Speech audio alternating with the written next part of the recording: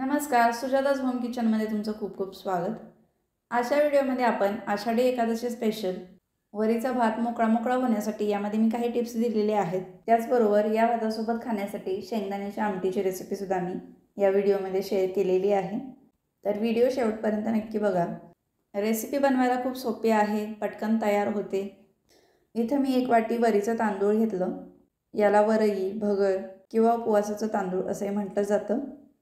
आता हे वरीचं तांदूळ मी स्वच्छ कपड्यावरती घेऊन थोडंसं चोळून घेणार आहे, म्हणजे त्याला जी काही पावडर किंवा काही प्रिझर्वेटिव्स लावले असतील तर ते निघून जातील। तर हे तांदूळ मी अशा प्रकारे कपड्याने चोळून घेतलं। आता हे आपण काढून घेऊया। आता इथे मी कढई गरम केली, त्यामध्ये हे तांदूळ आपण पहिल्यांदा भाजून घेणार आहोत। अशा प्रकारे तांदूळ भाजून घेतल्यामुळे ते हलकं फुलकं होतं, शिवाय याचा भात छान असा मोकळा मोकळा होतो। वरीचे तांदूळ भाजले गेले आहेत हे कसं समजायचं, तर वरी फुलून येते आणि याचा रंग पांढरा शुभ्र होतो। तर इथं तुम्ही बघू शकताय वरी छान अशी फुलून आलेली आहे। ही आपण आता प्लेटमध्ये काढून घेणार आहोत। आता कढईमध्ये तेल गरम करायचं, त्यामध्ये घालूया अर्धा चमचा जिरे। जिरे छान तडतडू द्यायचे आहेत। त्यानंतर घालूया हे भाजून घेतलेले वरीचे तांदूळ। आता वरीचे तांदूळ मी पुन्हा एकदा 1 मिनिटभर या तेलामध्ये परतून घेणार आहे। तर अशा प्रकारे तेलामध्ये परतल्यावर सुद्धा भात छान असा मोकळा होतो। आता इथं मी 1 वाटी वरीच्या तांदळासाठी 3 वाटी पाणी गरम केलेलं आहे। हा भात बनवताना आपल्याला गरम पाणीच वापरायचं आहे। तर यातलं मी 2.5 वाटी पाणी यामध्ये घालून घेणार आहे। तर हा तांदूळ शिजवताना आपल्याला डबलपेक्षा जास्त पाणी लागतं। अर्धी वाटी गरम पाणी मी शिल्लक ठेवलेलं आहे। आता पाणी घातल्यानंतर तांदूळ एकदा मिक्स करून घ्यायचा आणि बारीक गॅस करून झाकण ठेवून आपल्याला हा शिजवून घ्यायचा आहे। चवीनुसार मीठ घालायचं। मीठ घालतानाचा व्हिडिओ माझ्याकडून स्किप झालेला आहे। भात शिजत असताना मध्ये 1-2 वेळा आपल्याला हलवून घ्यायचं आहे। तर भात हलवत असताना मला पाणी कमी वाटलं, म्हणून जे शिल्लक होतं ते गरम पाणीसुद्धा मी यामध्ये घातलं। म्हणजे 1 वाटी तांदळासाठी इथं जवळजवळ मी 3 वाटी गरम पाणी वापरलं। आता झाकण काढून बघूया, भात आपला छान असा शिजलेला आहे। भात अजिबात चिकट झाला नाही।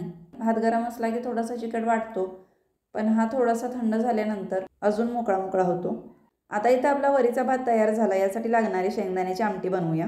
इथे मी अर्धी वाटी शेंगदाणे घेतले। हे सुरुवातीला मी असे जाडे भरडे वाटून घेतले।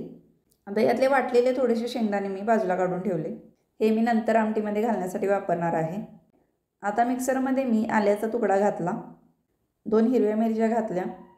तर या मिरच्या तिखट आहेत म्हणून मी कमी वापरलेले आहेत। मिरचीचं प्रमाण तुम्ही तुमच्या आवडीप्रमाणे कमी जास्त करा। आणि थोडंसं पाणी घालून हे छान असं बारीकसर वाटून घ्यायचं। तर हे आपलं आमटीचं वाटण तयार झालं। आता इथे मी भांड्यामध्ये 2 ते 3 चमचे तेल गरम केलं, त्यामध्ये घालूया अर्धा चमचा जिरे। आता तुमच्याकडे जिरे जर उपवासाला चालत नसतील, नाही घातले तरीही चालतात। इथं मी 1 छोटा बटाटा उकडून घेतला आणि हातानेच अशा प्रकारे याचे तुकडे करून घेतलेले आहेत। आता हा बटाटा तेलावरती 1 मिनिटभर परतून घ्यायचा। आता यामध्ये घालूया तयार केलेलं वाटण। वाटणसुद्धा एकदा परतून घेऊया। त्यानंतर यामध्ये मी थोडंसं पाणी घातलं। सुरुवातीला आपण हे मिक्स करून घेऊया, म्हणजे यातल्या गुठळ्या मोडल्या जातात। गुठळ्या मोडल्यानंतर मी यामध्ये पाणी घातलं। तर इथं मी आमटीसाठी 1.25 ग्लास पाणी वापरलं। तुम्हाला आमटी किती जाड पातळ हवी त्याप्रमाणे पाणी घाला। चवीनुसार मीठ घालायचं। आमटीला उकळी आली।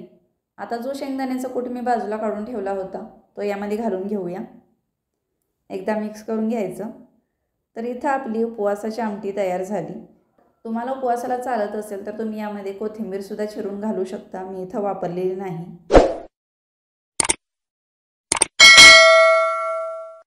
वरीचा भात आणि शेंगदाण्याच्या आमटीमध्ये मी जे काही पदार्थ वापरले त्यापैकी कोणताही पदार्थ जर उपवासाला चालत नसेल तर तो तुम्ही स्किप करू शकता। तर इथं आपला तयार झाला छान असा मोकळा मोकळा वरीचा भात आणि त्यासोबतची शेंगदाण्याची आमटी। आषाढी एकादशीला वरीचा भात हा आवर्जून केला जातो आणि या भातासोबत खाण्यासाठी ही शेंगदाण्याची आमटीसुद्धा आवर्जून बनवली जाते।